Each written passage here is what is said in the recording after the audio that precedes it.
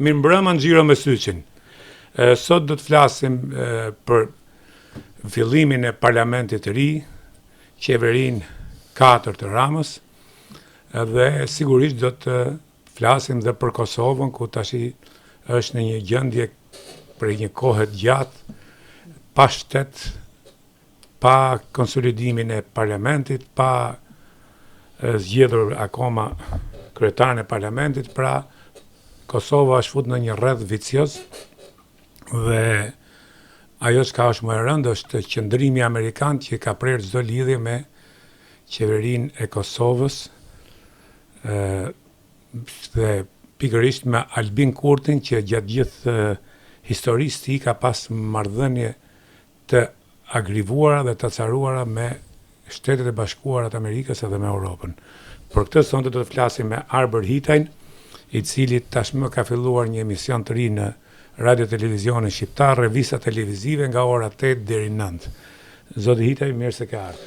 Faleminderit. Tash jemi në rrugë pozicionit, Faleminderit kënaqësi, mezi po prisja këtë ftesën tënde, të jemi sinqert se e kam ndjekur. Një podcast shumë interesant, ka bërë buj. Ka shumë podcaste në qarkullim, po jo kaq origjinal sa në Xhiro me Syçin. Kështu që shumë faleminderit dhe sukses edhe ty në detyrën e re. Njeriu nuk duhet humbi vetveten, do mos të hiqë lëkurës vetë, se aty e ka originaliteti, ajo është pjesa e veçantë. Ke drejt, ne kemi një lloj po të shohësh emisionet janë gjitha njësoj, nuk kanë individualitet. Nëse kjo është problemi i tyre jonë. Hitaj, si e shef fillimin e parlamentit të ri, gjendjen e opozitës në këtë parlament, çfarë parashikon, çfarë roli do të luajë opozita dhe qeverinë 4 të Edi Ramës. Shiko, e pash seancën e parë të parlamentit, besoj e kemi ndjekur gjithë, po të bëje një krahasim me 6 muaj më parë, me një vit më parë, nuk ishte asnjë lloj ndryshimi. Pra është një lloj vijimësie, është bërë i mërzitshëm parlamenti i Shqipërisë, është bërë i mërzitshme edhe politika në Shqipëri. Për fat të keq rezultati i zgjedhjeve dihet ishte ai që ishte, po për fat keq se duke sikur merremi, shikoj dua ta serë edhe këtë pikë para se të futem më thellë. Duke sikur ne jemi kritik me opozitën. Duke sikur nuk i duan mirë në opozitës, duke sikur jemi të ashpër me më të dobtin, por realiteti nuk është ky.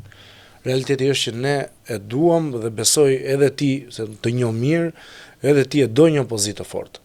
Ne gjithë duam një opozitë fortë, por jo një opozitë jam plotësisht dakord për t'ju lënë ju të vazhdoni që ne po luajmë opozitën e opozitës për të forcuar për ta bërë më mirë. Për ta bërë më mirë, jo se po luajmë opozitën e opozitës për të shkruar opozitën. Prandaj doja ta seroj që në fillim këtë për të kaluar te pikat e tjera, sepse shikoj edhe në rrjetet sociale që na kritikojnë, jeni të ashpër etj. Po, deri diku jemi të ashpër.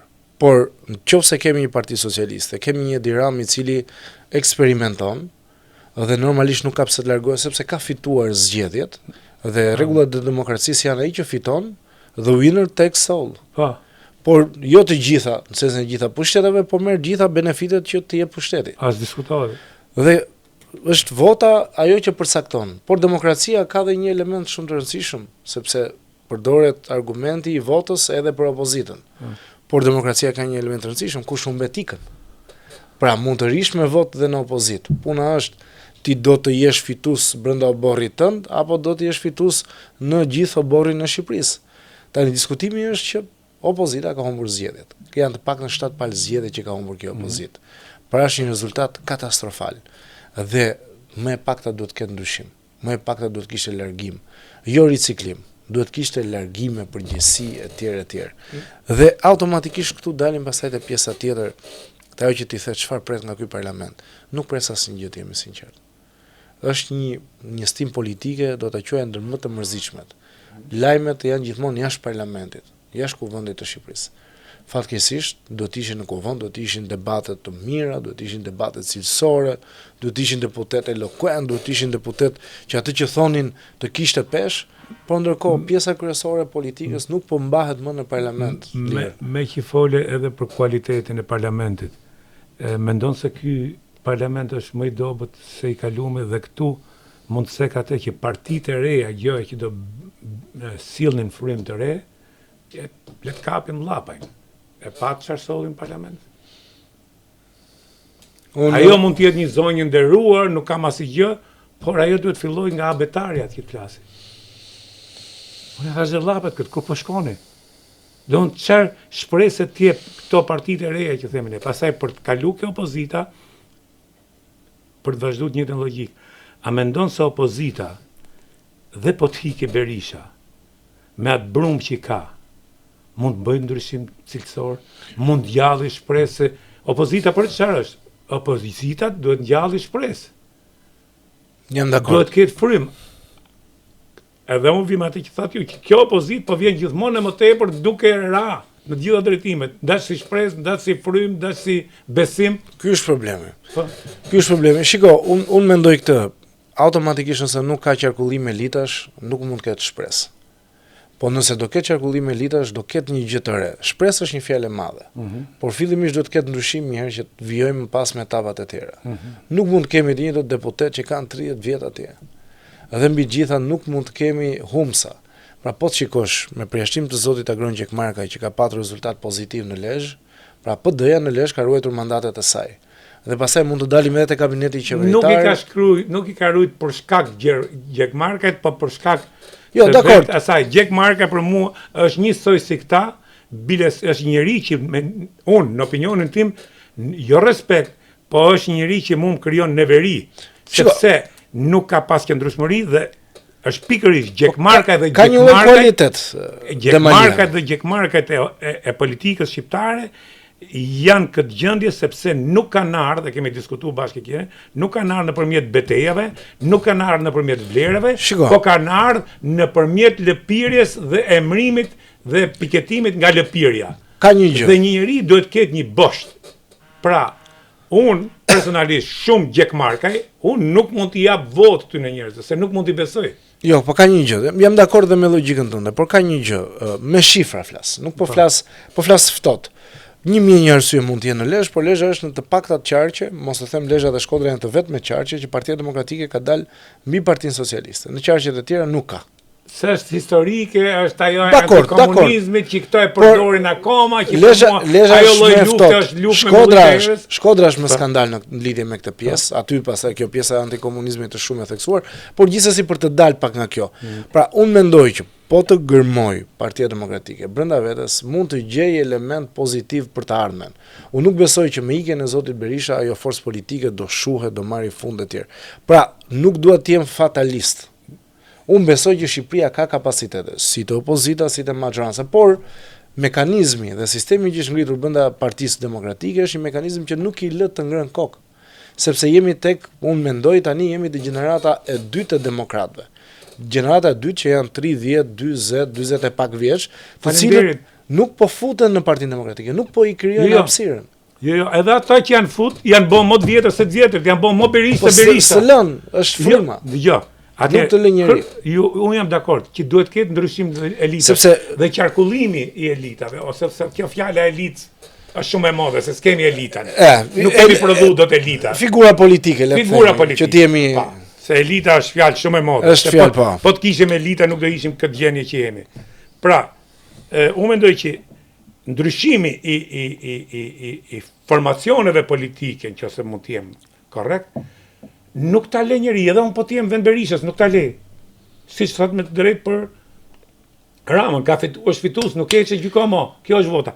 Por në anën tjetër, a të regon një loj pafësia dhe tonën si shoqëri, si media, si kulturë, që ne jemi të paaftë për ndryshu formacionet politike apo kulturore, se edhe po shkem ke kultura. Jo, nuk jam dakord me këtë. Dipse nuk jam dakord sepse unë shikoj që ka një disakordans të madhe mes shoqërisë shqiptare dhe opozitës në tërësi. Pra, është opozita që nuk po ndjek shoqërinë shqiptare, jo shoqëria shqiptare që nuk po ndjek opozitën. Jam dakord me këtë logjikë. Po ne mora në përgjithshme. Jo, dakord. Po shoqëria po ecën para, inteligjenca artificiale, tjetra, pra është një publik i ri, i cili nuk është shumë interesuar për politik, dhe kemi pastaj të njëjtat figura në Partinë Demokratike që janë gati 30 vjet që nuk qarkullojnë. Pra, shikoni, është kjo forcë politike që me insistimin e saj ka krijuar një korac dhe nuk dëgjon fare zërat e jashtëm, po dëgjon vetëm ato zërat e brendshëm dhe ato zëra që i pëlqejnë asaj. Dhe ky është problemi për mua, sepse unë insistoj. Janë një grup disa dhe i njoh vet, një grup që janë te demokratët brezi i dytë dhe disa janë dhe fëmijët e atyre që kanë qenë ministra, kanë qenë deputet, janë një pjesë ka Edhe kjo trashëgimia shumë e turpshme. por ka një lloj trashëgimi ideologjike. Unë do ta quaj ideologjike, nuk do t'i them trashëgimi partjake se pastaj edhe atë ajo jam kundër, por shikoj që janë të rinj të arsimuar mirë, janë me qasje ideologjike konservatore, thonë ata, të djathtë etj. Pra, ka brum, mendoj unë, opozita që t'jetë pak më vitale, t'jetë më kërkuese, por Zoti Berisha për shkak të atyre problemeve që ka, nuk me ka seriozisht fare këtë pjesën e betejës politike. Po lexoja Demalia pak ditë më parë një nga librat më të bukur që ja sugjeroj gjithëve, Petro Marko, intervistë me vetvete. Është nga birin e kam pas shok, Petra. Është një kryevepër. Është një kryevepër. Mirë bëri që e solle, po do të jetë temë kjo se ne edhe kulturën e kemi manipuluar. Jemi akoma me ato. Do më ftosh sepse është nga autorët shqiptar më të preferuar. Pa diskutim. Më bëri përshtypje ai thot në një fragment të librit të tij për ata që ishin opozita e mbretit Zog në vitet 35-39, po kishin ikur më herët, në fakt që jetonin në Paris. Dhe kishin paktën 15 vite që dikush merrte para nga serbët, nga jugosllavët, dikush merrte nga italianët, dikush nga austriakët dhe prisnin tani që të vinin forcat e huaja dhe të largonin Zogun. Dhe asnjë s'ndodhi, asgjë nuk ndodhi, madje ka ndodhur edhe me emigracionin e komunizmit. Gjithë pritsin 45 vjeç që vinin anglo-amerikanët etj. Pra, dhe këta më duket se janë mbyllur në dekoracën e tyre dhe është, po themi, hera e tretë që po ndodhi njëjti gabim, nuk ndryshojnë vetë, duan të jenë të njëjtët persona dhe presin që të vi tani Trumpi, se kjo është teza e re. Kjo qesharake fare. Kjo është shumë qesharake. Pa mbamen ti, në fillim ka qenë një kohë Bush Berlusconi Berisha. Domthon prisin që të vite Bushi Berlusconi, erdhën ato dhe 3 B të mëdha. Domthon ajo çmendurit e mitomanisë shqiptare, domthon e veshin bën Berisha me Berlusconin me Bushin, e kupton? Ne jemi akoma në psikologjinë e asaj që këndonim grupi folklorik se po të pres, 2 Luan ka gjithë bota, 1 Azia, 1 Evropa. Mao Zedongi me 1 miliard njerëz dhe Enver Hoxha me 3 milion, këtu. Dhe unë shikoj gati jemi në njëjtën situatë. Pra janë mbyllur brenda, vetëm shikojnë çfarë ndodh jashtë, janë izoluar nga opinioni publik, nga shoqëria dhe presin të vinë amerikanët. Kjo nuk ndodh. Kjo nuk ka për të ndodhur. Ja pra po erdhi. Sepse historia i bie që të ndodhi është përsëritje e historisë në forma të ndryshme. Ata duhet të reformohen. Zoti Berisha ka mbyllur misionin e kryet PD-s dhe unë e kam thënë disa herë, kam patur dhe akuza personale nga një pjesë e Partisë Demokratike, por nuk është asnjë lloj shqetësimi sepse jemi mësuar dhe me këtë pjesën e Baltës, por ai duhet largohet, enturazhi i tij duhet largohet. Nuk largohet, Martin. Atëherë, dëgjoj. Mos ta kërkojnë te mediat, mos ta kërkojnë te shoqëria. Nuk më intereson më fare. Ta kërkojnë te vetë. Mu më intereson tjetra, që domthon kur një opozit është de facto opozita shqiptare, sidomos me këtë mandat sot është inekzistente. 50 mandate janë shumë. 50 mandate, s'ka çat bëj, nuk e pyet fare Morama. Edhe kështu është politika, edhe unë po t'jem.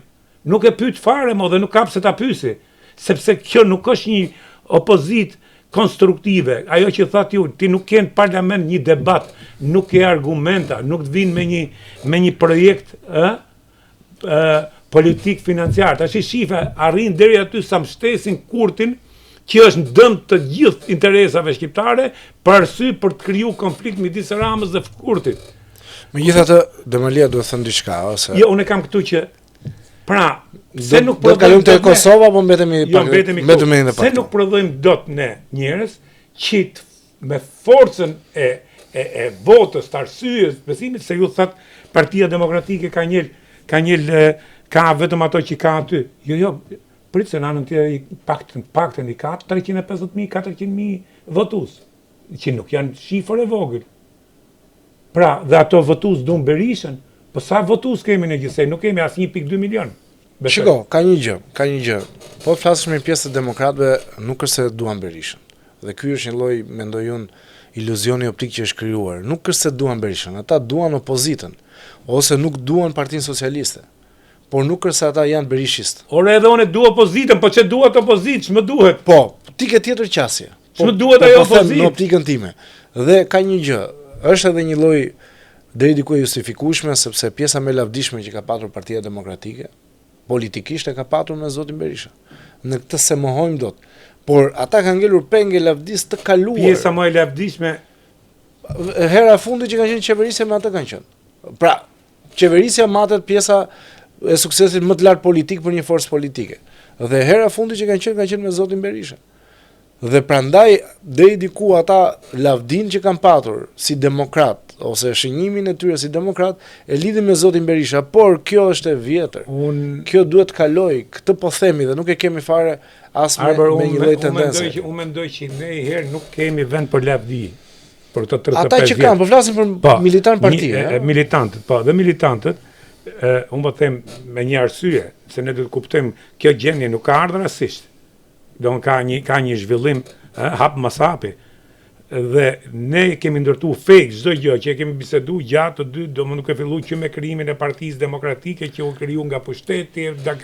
Ky është problemi. Ky është problemi. Pra, gjenerata e parë politike është ende aty.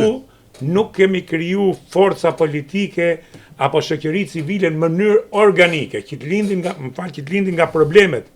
Pra ne kemi kriju ashtu siç kemi emëru këto që i emëron Berisha apo tjetër, ashtu kemi emëru dhe forcat politike. Pra nuk kemi kriju në mënyrë organike. Shiko, për këtë kemi dhe dobësi shoqëri civile. Nuk jam shumë dakord me këtë. Mirë, unë kam mendimin tim. Për ta bërë pak debat, se patjetër. Për ta bërë pak debat, nuk jam dakord sepse unë nuk besoj që është faj i shoqërisë që Partia Demokratike ka ngel në vend. Është faj i Partisë Demokratike, është faj i një grupi të vogël njerëzish që nuk dëgjojnë zërin e demokratëve. Unë jam i sigurt në një gjë, nëse do jetë një figurë e mirë e rënë Partinë Demokratike, do ketë votë të ndershme, të drejtë në PD, unë jam i sigurt zoti Berisha do ketë një diferencë shumë të ulët. E mbani mend pak vite më parë çfarë thoshin përfaqësues lartë të kësaj force politike, mbushim kutitë e votimit. E kanë thënë vetë. Po. Se kemi edhe këtë kërkoj për falsifikim gjithë. S'është problemi i shoqërisë ky, është problemi i një force politike që nuk do të dëgjoj. Dhe ti themi gjëra siç janë. Ne mund të kemi kritika ndaj qeverisë së zotit Rama pafund, kemi. Nuk diskutohet. Ka probleme korrupsioni, ka probleme ndryshme, por ka një gjë e dëgjon më shumë shoqërinë. I përshtatet më shumë trendeve të kohës. Luçi sa ajo që thotë i përshtatet trendeve dhe ndryshon. Dhe mbi të gjitha ke ai që thotë ke njerëz, domethënë, që kanë 35 vjet aty. Është dhe problemi te PD-ja mendoj unë është që gjenerata e parë nuk ka ikur ende nga partia. Ndërsa te Partia Socialiste gjenerata e parë ka ikur, ka ngelur shumë pak, madje mu themi mund të ketë ikë gjenerata e dytë, jemi te gjenerata e tretë. Kurse këto janë akoma imagjinori kthehet Josefina Topalli. Janë tek gjenerata e parë akoma janë te zoti. Dhe pastaj burrët dhe me dasmat mbretërore, edhe flet për popullin e varfër. E kupton ku janë këto?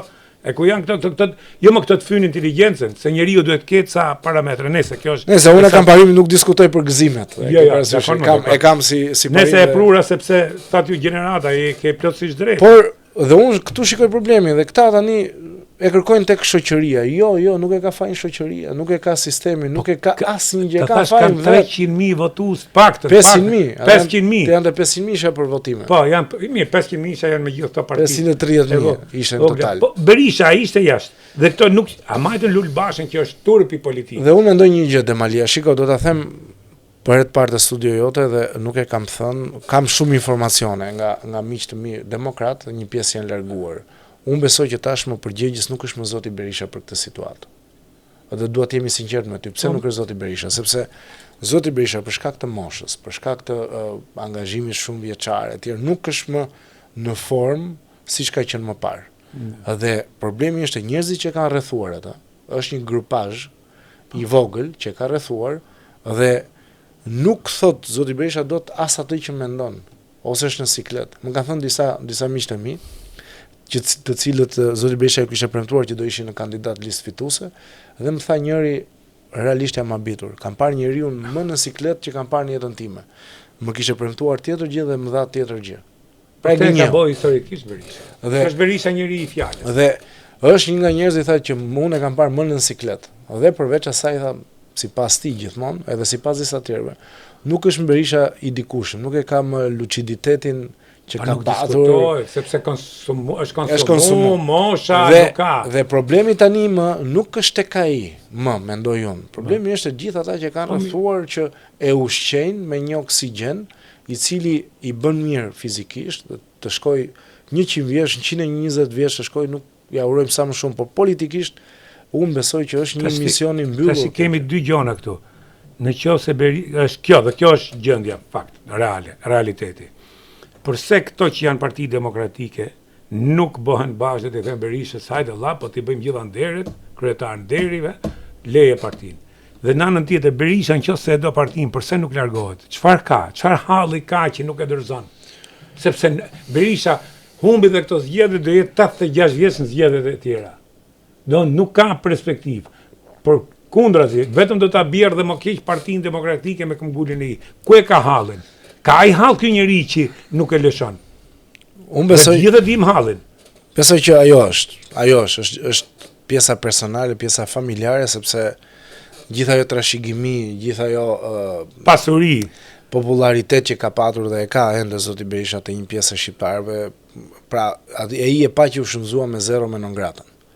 Dhe gjithë kjo është një përpjekje e dështuar, mendoj unë, që ta rikthej, ndërkohë që ka patur, jam i sigurt, sinjale dhe kohë që ai mund ta parandalonte të mos shkonte kaq larg.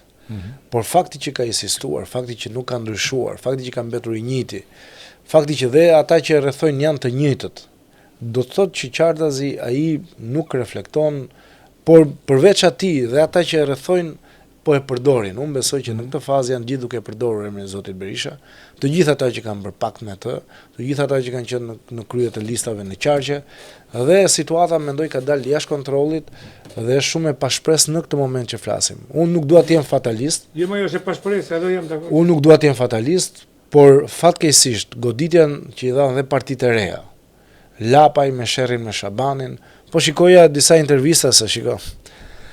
Këtu harroj njerëzit. Se kemi diskutuar të dy për atë Lapaj, ma mend çfarë kam thënë. Harroj njerëzit. Unë kam qenë pozitiv. Ti ke qenë pozitiv. Unë kam qenë pozitiv. Jo, mos kam gjallë me Lapajn, as me për shembull midis Lapajt dhe Shabanit, unë Shabanin e pranoj sepse të paktën ka një etikë, ka një logjikë kur flet. Kurse ky fluturoi kishte komod në ajër. Unë kam qenë pozitiv, por dhe akoma nuk kam mësuar që ka qenë katastrofë, ka bëu një gabim. Se mendoj që se duke shat dhe shif çfarë prunin në parlament. Dhe problemi ai do të marrë përgjegjësi për atë që ka sjellë në parlamenti. Dhe goditja që i dhanë edhe këto parti të reja, pra në opinion publik, sherri me njëri tjetrin duke bërë më keq se të vjetrit, e bëjnë akoma edhe më të pashpresë lindjen e një gjëje të re. Po, ja tu jam dakord. Çfarë do vi më pas?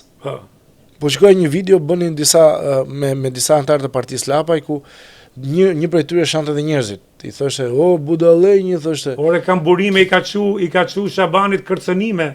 Më keq akoma. I ka çu kërcënime ky që paraqitet si demokrat i ka çu kërcënime me jetë. Më keq akoma. Kjo pastaj është e pa llogaritshme, e pa justifikueshme. Për shembull, unë nuk jam me konservatorët në Amerikë, por unë jam totalisht, jo kundra, po duhet dënu mënyrën më ekstreme ai që boni vrasin e Kërk. Absolutisht. Unë jam ka secili ka drejtën e fjalës. Absolutisht. Por edhe po shkoj këtë video. Imagjino ky akoma pa hyrë politik bën kërcënime dhe thotë do ta shihni. Imagjino ky të ketë pushtet. Dhe me njerëz që kishin ngrënë, kishin pirë, ishin miq, nuk. Nëse ajo është sa tjetër. Dhe thoshte te video budallëj. Se Shabani e ka ruajtur etikën. Ka qenë këtu ke mua e ka ruajtur etikën. Lidhje me të. Dhe thoshte o budallëj, thoshte një prej tyre, ne i futëm njerëzit në familjarët tan listat mbyllura që të fitojmë listat e hapura. Po i thoshte njerëz o budallëj, një guxim i të mashëm. Po nuk është më ti thosh elektoratit budalla. Delirant mitoman që por gjithsesi historia është kjo që nuk është edhe i përgatitur kulturalisht me faktën politik. Dhe historia është kjo që është jemi këtu ku jemi, u godit një flakë e mirë që po ngrihej për të krijuar atë zjarrin e madh të partive të reja.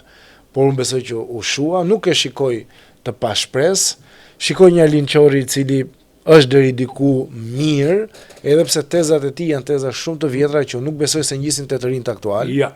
Sepse janë teza tash duke lexuar Petromarkon që ka qenë një komunist idealist, ai se mohon as vet, pra ndiqte me pasion internacionalen e tjerë dhe shikoj të njëjtat ngjashmëri me lëvizjen që ka lëvizja bashk që ka Qori me Redi Muçin. Pra është një gjë shumë e vjetër e cila pa patur një lloj shpërndarje, trendet e kohës nuk mund të jetë faktor politik, sepse komunizmi u përhap në Shqipëri, bolshevizmi, në Europën qendrore, lindore, por ishte trend i kohës, duhet ta harrojmë, mos ta harrojmë. Megjithatë komunizmi për mua është edhe kjo lufta që bëjmë ne komunistët, antikomunistët, kjo është një gjë që kjo është mos në koncert në vitin 36. Kjo është për në muze. Por ti e kape shumë bukur Shkodra. Unë kur bëja emisionin të televizionit kaluar, më bënda përshtypje telefonata që kisha nga Shkodra.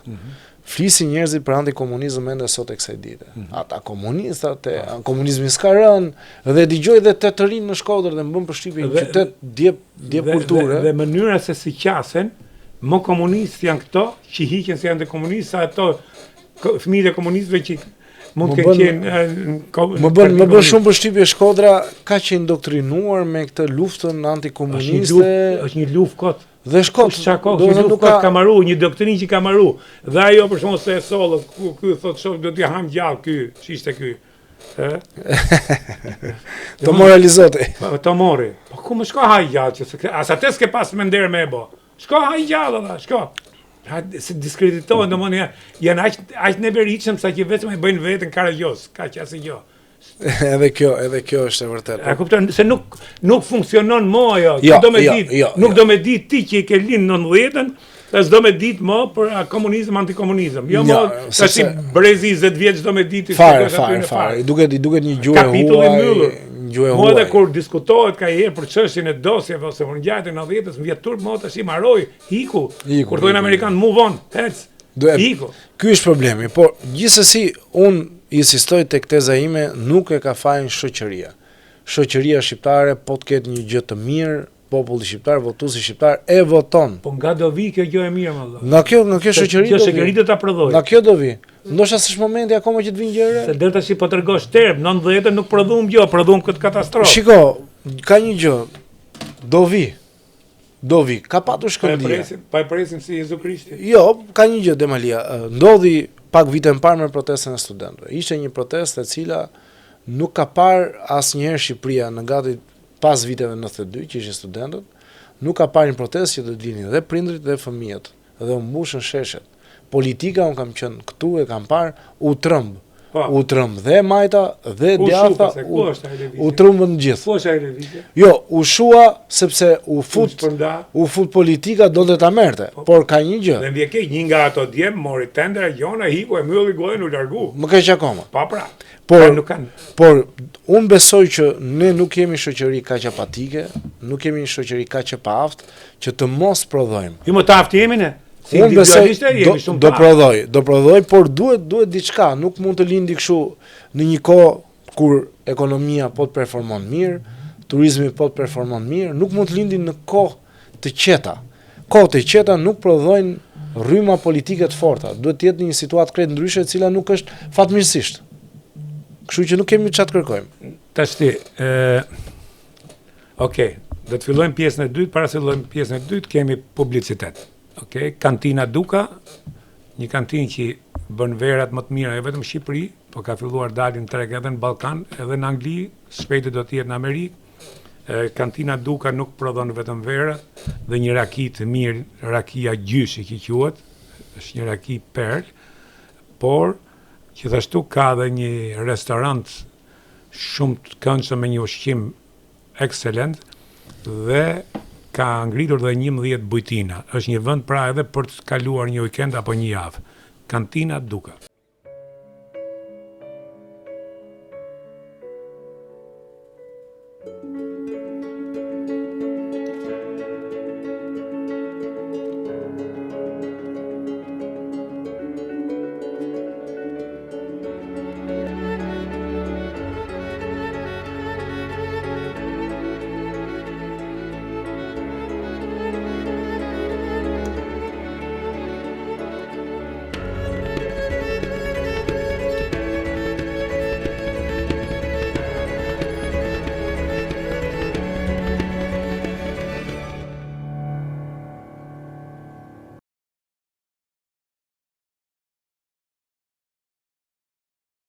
Tash ti, Arbër, se koha me ty hikën shumë shpejt, të kalojmë pak ke Kosova. Si e shef gjendjen e Kosovës? Deklarata e ambasadës amerikane që të thotë deklarata e qeverisë amerikane. Domethënë de facto presim, jo de facto, po ajo thotë fjalë për fjalë presim çdo marrëdhënie me qeverinë, me Albin Kurtin. Në anën tjetër kemi embargo nga Europa, që kjo do të thotë për mendimin tim Albin Kurti është de facto person non grata sot, përderisa nuk krijon kontakte. Nuk po zgjedhin dot kryetarin e parlamentit, tash do të kenë zgjedhjet lokale. Si e shef gjithë këtë situatë dhe përgjegjësinë që kanë liderët politik shqiptar në Kosovë, duke filluar nga Albin Kurti. E kemi ndjekur me vëmendje çdo proces zgjedhor që ka patur Kosova. Ka patur një kryefjalë. Deri para një viti, 2 vitesh, para se të vinte Albin Kurti dhe të fuqizoi kaq shumë sa që është fuqizuar, që Kosova është para Shqipërisë. I bën zgjedhjet më mirë, nuk ka probleme, etj. Fal Albin Kurtit, ka ndryshuar ky opinion. Tani thonë që nuk krahasohet fare sistemi politik, zgjedhjet Shqipëria me Kosovën, sepse Kosova ka bërë shumë hapa pas. Dhe fatkeqësisht duhet të jemi realist, mos kalimi i një lideri ose mos kalimi i një qeverisje komuniste në të kaluarën e ka bërë Kosovën që të besoj ëndrat që i ka shitur Albin Kurti nga mëngjesi në darkë. Dhe janë ëndra të rrezikshme, koha ka treguar që i krijojnë në një Kosovë shumë të madhe. Për herë të parë kemi një masë të tillë nga Shtetet Bashkuara të Amerikës që pezullojnë dialogun strategjik me Kosovën. Një nga nismat që nuk është dialog strategjik në thelb tasherën për njerëzit, është dialog politik, negociata, bisedime politike, ulja në tryez mes palëve për çështje ndryshme, që lidhen me njohje, që lidhen me sigurinë, pra gjitha çështjet më të rëndësishme që Kosova i ka problem. Edhe Albin Kurti e goditi këtë gjë. Dhe ka një merit të jashtëzakonshme që e shkatroi një nga mekanizmat më të rëndësishëm që Kosova dhe Shtetet Bashkuara të Amerikës kishin mundësi të uleshin në tryez. Ndryshe pastaj bëjnë kanale të tjera. Botën shqiptare mas Enver Hoxhës një demagog të tillë, duke përdorur nacionalizmin. Për thënë që luftoi për sovranitetin e kujdiun, në të njëjtën kohë ka shkatërru paktën për një etapë gjerë, se nuk shoh dhe aty nuk shoh grupime politike që do të ndryshojnë këtë gjendje.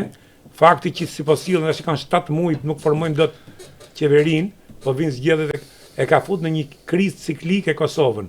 Dhe kjo është shumë e rrezikshme, mendoj unë, dhe kush është mendimi juaj, në një kohë që geopolitika në botë po ndryshon me shpejtësi të mëdha dhe interesat e fuqive të mëdha po shkojnë tjetër kund. Dhe të mendojmë një moment që zot harroje që tërhiqet Shtetet e Bashkuara dhe Europa nga Kosova, ç'a ndodh në Kosovë? Ç'a përgjegjësi ka ky Albin Kurti? Ç'a përgjegjësi ka klasa politike? Sa e që thatë ju, serbët nuk do të ikin ku aty do të jenë. Ne do të jemi aty, Maqedonia do të jetë aty. Pra, bisedimet nuk kanë asgjë të keqe. A jenë gjendje ti Albin Kurti nesër mos kesh Shtetet e Bashkuara të Amerikës aty dhe Europën, ti jenë gjendje ti të mbrosh Kosovën? Po ta them unë. Jo. Dhe po e përsëris prap. Në qoftë se largohen Europa dhe Shtetet e Bashkuara të Amerikës nga Kosova, Serbia e bën Kosovën më keq se 98-ën, jo më shumë se për 2 javë. Jam dakord. Dhe unë kam patur fatin të takoj, po flas për shembull personal. Nuk e di se si e keni pa deklaratën e Christopher Hill, i cili ka qenë atë kisha në mendje. Vazhdo. Demalia, sikur më lexova mendimet. Para 6 vitesh ka ardhur në Tiranë Christopher Hill, i ftuar nga një forum i paqes dhe erdhi këtu. Mbaj mend, kishte dalë në pension, ishte në atë periudhë kohe, ambasadori i famshëm për ata që nuk e din, ka qenë një nga diplomatët e grupi Richard Holbrooke, ka ardhi pari në Shqipëri ngarkuar me punë, por ka qenë edhe te grupi si për marrëveshjen e Daytonës për Bosnjën Hercegovinën dhe një nga pro-shqiptarët dhe një nga njëri që ka një rol të madh për një nga ambasadorët më të rëndësishëm amerikan, diplomat, ka qenë dërguar për situatën Korenë e Veriut, ka qenë ambasador i parë në Irakun e çliruar etj. Dhe hyn ajo plejada e artë e diplomatëve amerikanë. Edhe më thot një kolege, isha te televizioni Skan, më thot atëherë, shiko, Ka ardhur një amerikan i njohur, thot, po nuk po e njeh njëri dhe nuk po ja var njëri për intervistë. I them, po kush është? Christopher Hill. Çfarë thua? Do vi urgjent. Edhe shkova, i bëra një intervistë edhe ai ndjej keq si ka mundësi kishte populariteti, nuk e priti asnjë në Shqipëri. Asnjë, më beso, ishte vetëm. Mua më ka ardhur shumë keq që një diplomat i kësaj përmase të ishte, domethënë, e pash në një gjendje modeste, më shumë keq i thash, e ftova për drek, konsumuam një drek bashkë, e pim edhe një çaj, edhe ndëita një 2 orë me të. Dhe ishte një 2 orësh që ishte fantastik në bisedat jo formale, ti e di. Shpesh. Nuk vin shpesh. Edhe mes të tjerash, ai ishte vura re një nga njerëzit më pro Kosovës, më pro Shqipërisë, shumë pozitiv, me detaje, dinte gjërat. Gjithsesi ishte prapi kujdesshëm. Ka qenë dhe në Maqedoni. Prapi kujdesshëm, nuk i thoshte gjërat. Deri në fund. Thoshte gjërat të përcita. Shumë i zgjuar, një nga njerëzit më zgjuar që kam takuar. Edhe Christopher Hill shkon, emërohet nga presidenti Biden ambasador në Serbi, pak vite më parë, i përfundoi mandati dhe bëri një deklaratë shokuese. Ne kemi bërë gabim, tha, që bombarduar Serbin. Tani ai ishte diplomat dhe unë e kuptoj, ajo ka qenë një taktik nga ana e tij për të zbutur Serbin, për të parë ndoshta një afrim të mundshëm për ta mbajtur në kontroll. Pra janë një arsyesh diplomatike që hyn në një strategji. Mund mos e thonte, mund ta kalonte në heshtje. Por fakti që e tha kemi bërë gabim, ai e tha dhe unë besoj nuk është një mesazh. Kjo që i dham Kosovës, desh me thonë, me këtë që po bën shqiptarët e Kosovës, politika e Kosovës, nuk ja paska blet me Ili Rukta. Dhe jo, nuk besoj për fjalë. Kjo është fjalë për fjalë. Dhe unë nuk besoj që është aq radikale, unë besoj që ka qenë qasje strategjike e zgjuar, shumë dinake e Christopher Hill, por unë nuk besoj që ai e ka patur seriozisht. Por nëse ai ka patur seriozisht një gjë ka qenë që politika aktuale në Kosovë është duke bërë një qasje të gabuar ndaj partnerëve ndërkombëtar dhe ndaj rajonit. Pra qartësi unë besoj ka qenë një mesazh që ai i ka dhënë Albin Kurtit. Jo, nuk e di, ai lexova edhe intervistën. Po, intervistën që tha para pak që thotë ne duhet shohim ku janë kjo që ju tha shumë interesat gjeopolitike për lëvizjen, ku janë interesat amerikane, edhe mund largohemi një ditë edhe domethënë Kosova, mendoj unë, politika e Kosovës, që fatkeqësisht ka pas vetëm një politikan që ishte diplomat dhe prite me respekt në kancelaritë e Europës dhe në Amerikë, ka qenë Ibrahim Rugova, pikërisht se dinte të bënte diplomaci. Pra, në një përballje me fqinjët, ti nuk është se çfarë ta takon ty. Dhe pa fuqinë që ke duhet pranosh të marrësh më të mirën. Dhe mbi gjitha, nuk duhet haruar pavarësisht të gjërave që bëjmë përgjegjës Albin Kurtin, edhe atje ka një paftësi opozita. Pa dyshim, edhe atje paftësia opozitës që është këtë gjendje. Sepse figurat kryesore të UÇK-s po përballen me një proces tërësisht të padrejtë. Ka kaluar 5 vite te afateve, pra duhet gjykoheshin për 2 vjet. Pra me manipulacione, pra është një tmerr, madje ka shkuar aq larg gjykata speciale e Hagës sa ka arrestuar edhe një shqiptar, i cili nxori emrat e dëshmitarëve, ndërkohë që emrat e disa dëshmitarëve janë online, i gjejnë të gjithë. E mbani mend, Goxhajn, që arrestoi para sa kohësh. Pra një gjykatë skandaloze shkoi dhe pati një guzim të arrestoi edhe një shtetas të një qyteti, të një shteti tjetër, i cili fatmirësisht fal gjykatave u lirua. Pra imagjinoni sa gjykate pa drejtë është ajo në thelb. Por gjithsesi, ajo që njerëzit habiten si Albin Kurti e bën këtë, si Albin Kurti e bën këtë, unë ju riktheva arkivave. Se duhet t'ia njohim dhe një merit për hitës së vërtetës. Albin Kurti është konsekuent, është konsistent, është persistent. Albin Kurti këto teza i ka patur gjithë kohën. Pra Albin Kurti këtë merit e ka dhe ndoshta kjo i pëlqen një pjesë të atyre që e votojnë Kosovë dhe duan. Po është jashtë realitetit. S'ka ndryshuar asnjëherë Demalia. Është jashtë realitetit, Demalia, ato që nuk intereson. Mendon ti se Demalia nuk intereson aty. Është e pafuqishme Kosova, akoma ti ke rezultatën 12-44 më zot. Ai është futnota e famshme. Por ai nuk tërhiqet Demalia. Ai kështu ka qenë gjithkohës. Ai dhe kaq. Po nuk është mençurim. Jo. Por ai dhe kaq është tërhequr shumë. Ai këto tezat e vetvendosjes i ka patur konstante Demalia. Nuk ka çeduar në tezat e tij. Dhe kjo ndoshta, mendoj unë s'jam dakord, unë jam shumë kritik. Po. Por kjo ndoshta në opinionin publik të Kosovës e bën atë përsëri thonë ai ishte i ndershëm, a ishte I mirë, se ky është debati që Po bëhet I në Kosovë. ndershëm ishte edhe Enver Hoxha me çorapet gris me rrite. Po Po ku e çoi Shqipnin? kjo është teza që është në Kosovë. Po. Pra, ai ishte I ndershëm, ai Po, është nuk I demagog, lë pra. kur I shkelen të drejtat e Kosovës. Dhe Mirë, është demagog. Un po ta sjell. Po s'ka lëviz nga tezat e tij. Jo, jam dakord. Un për kënaqësi sot, po të kem mundsi, e bëj Shqipnin etnike. Po sa reale është kjo? Ai tezat e Kosovës me gjithë nuk u lëshon. Po nëse ty të lëshojnë partnerët dhe Shtetet e Bashkuara të Amerikës, ku do shkosh? Ai është Me problemi. çfarë do ballafaqohesh? Ai është problemi I madh. Pra. Njeriu duhet bëj atë që është më e mendshme me bosë. Duhet të jetë elastik, absolutisht. Duhet të jetë elastik. Aq më tepër të interesi kombëtar. Aq më tepër politika, e kupton çka krizën, e kupton ti të. Domethënë, në vitin 89, 1988, 89, 90, Serbia u bë, domethënë u bë mallkim nga gjithë bota. Tash ka kthy Serbia, po sillet Serbia si viktim. Dhe këtu vjen pastaj edhe diaspora, që këta kanë njerëz fort në diasporë Serbia, vepron në mënyrë institucionale, ka senator, ka kongresmen, ka këtë, kurse ne mburremi vetëm që bëjmë durrës si shqipojnë, edhe bëjmë ato qeleshet. Çfarë roli lund diaspora shqiptare në Amerikë? Domethënë, kjo është veprosh me institucione, po se duli aty në Hak, ti dulen 500 vet me qeleshe. Punë e madhe fort. Shiko, ka një gjë. Unë jam të njerëzit kritik me Albin Kurtin. Unë besoj që po I dëmtojnë raportet me Shtetet e Bashkuara të Amerikës në një mënyrë gati duket e pakëthyeshme. Të pariparueshme. Gati duket e pakëthyeshme. Ka qenë ky Albin Kurti I cili kritikoi marrëveshjen që bëri Abdullah Hoti me Vučić në shtëpinë e bardhë të firmosur nga Donald Trump. Dhe ka qenë ky që ka kritikuar, e ka sulmuar, ka qenë ky që I tha sekretarit amerikan të shtetit në gazetën e njohur britanike The Guardian, është naiv.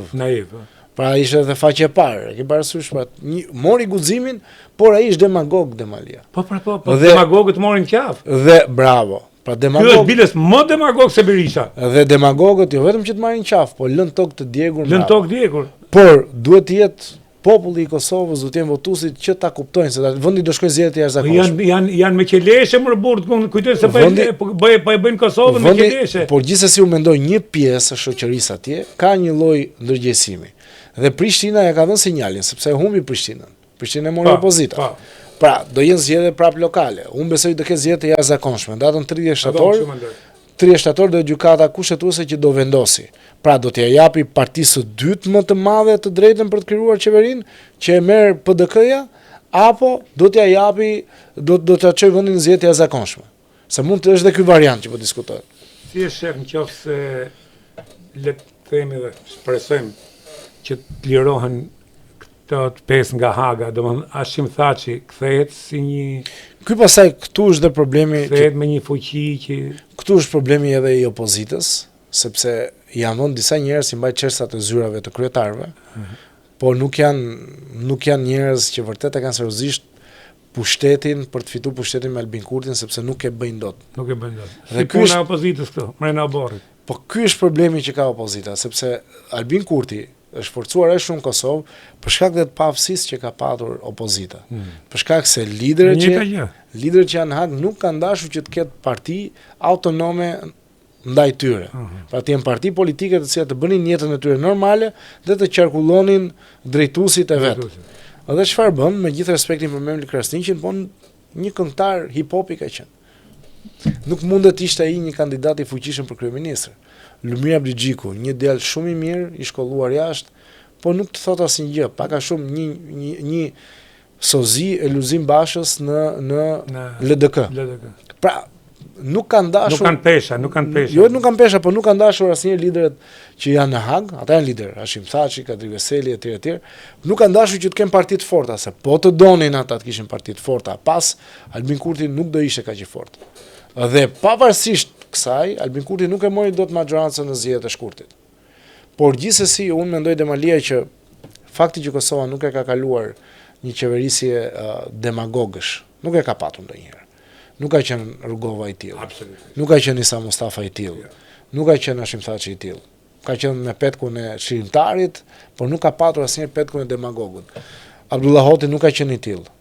Pra, Fatmir Sejdiu ish presidenti nuk ka qenë I tillë. Pra, ky është I vetmi dhe ky është më I rrezikshëm. Dhe prandaj është gati e pamundur ta largosh këtë, sepse ai jo vetëm ka qenë persistent, po ka rritur një elektorat të tij, Ka krijuar një elektorat të tij që i beson në çdo gjë që ai thotë. Nuk e di e lexove atë shkrimin e Ben Blushit. E lexova. Që i thotë po ka një korp që ushqet me nga insektet e ka bë sekt. Pra, po ka një gjë dhe Malia, i ka krijuar, e ka marrë 1% që do ta ketë gjithkohë. Shumë fanatik janë të rrezikshëm. Dhe dikush është e bukur. Ajo që thatë ju, këto fanatik. Këta lën tokë të djegur. Këta lën tokë të djegur. Këta nuk mund bisedojnë, një e dyta. Unë mendoj që ky me ardhen Albin Kurti, ky që folte për bashkimin kombëtar, ky ka fut një ndarje midis Shqipërisë dhe Kosovës. Do ndalem dhe atje. Nuk kanë asnjë lloj komunikimi më. E kam ndjekur me detaje dhe atë gjë. Për hir të së vërtetës e filloi Albin Kurti, e ka filluar përplasjen me zotin Rama. Po pra. Deri tani për Albinin më them. Kemi shkuar në një ftohje gati të skajshme me spalve, është hera e parë. Dikur për gjithë ata që nuk e dinë, Rama me Albin Kurtin kanë qenë miq. Po.